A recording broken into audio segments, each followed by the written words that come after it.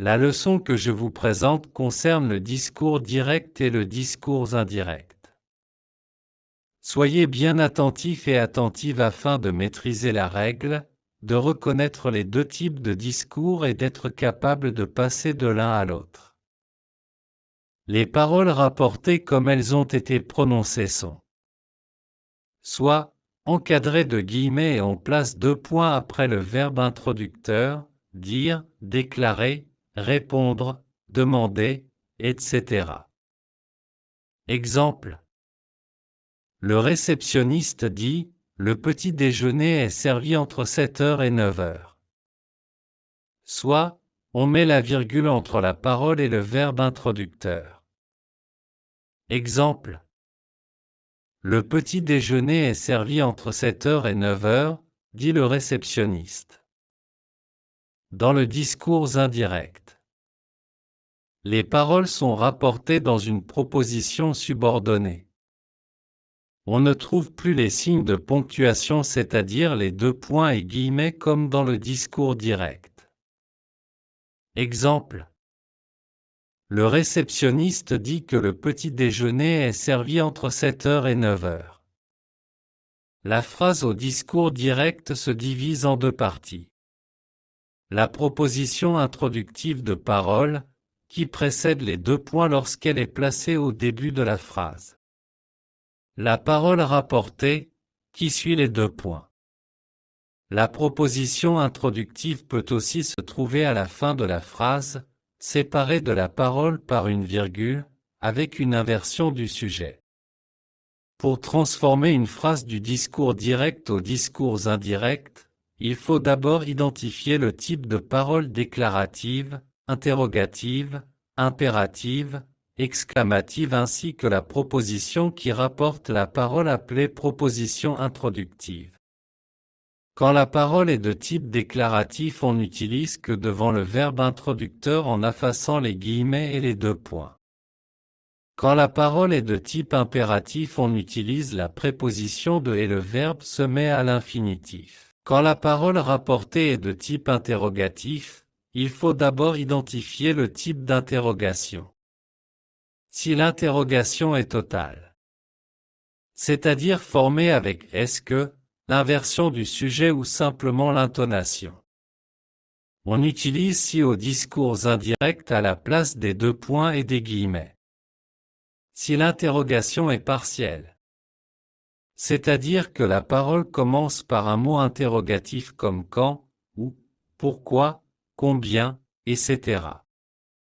Ce mot interrogatif est conservé au discours indirect et reste à sa place. Quand le sujet de la parole est à la première personne du singulier, je, ou du pluriel, nous, il est transformé en fonction du sujet de la proposition introductive au discours indirect. Exemple. Il annonce « Je vais recevoir mes amis demain ». Égal il annonce qu'il va recevoir ses amis demain. Je deviens il parce que le sujet du verbe introducteur est il. Vous déclarez « Nous serons prêtes bientôt ». Égal vous déclarez que vous serez prête bientôt. Nous devient vous car le sujet du verbe introducteur est vous. Quand le sujet de la parole est à la deuxième personne du singulier, tu, ou du pluriel, vous, il est transformé au discours indirect en fonction du complément d'objet indirect COI de la proposition introductive. Exemple 1. Il me demande viendras-tu à mon anniversaire? Dans cet exemple, le sujet de la parole est tu. On doit donc identifier la personne du COI qui complète le verbe introducteur demandé. Le COI est me, soit la première personne du singulier. Ainsi, tu deviens je au discours indirect. Il me demande si je viendrai à son anniversaire. Exemple 2. Il demande à ses amis viendrez-vous à mon anniversaire?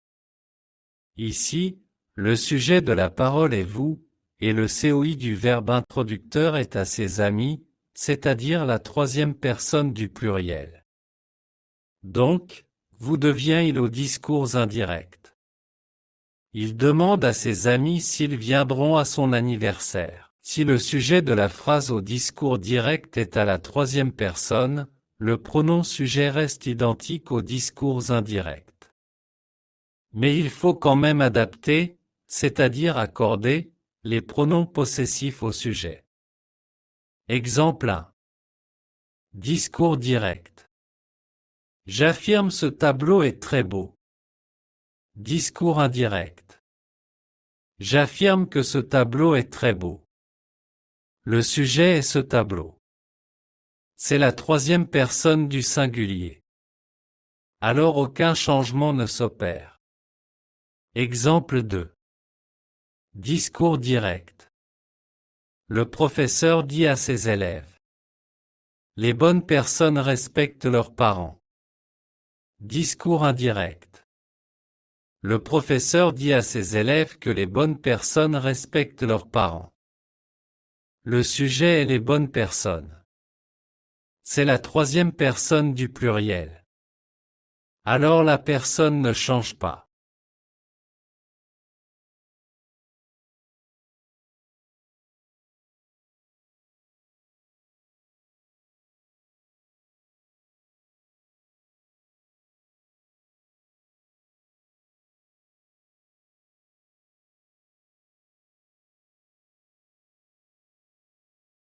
Voici des exercices d'application pour s'entraîner à mieux maîtriser la transformation.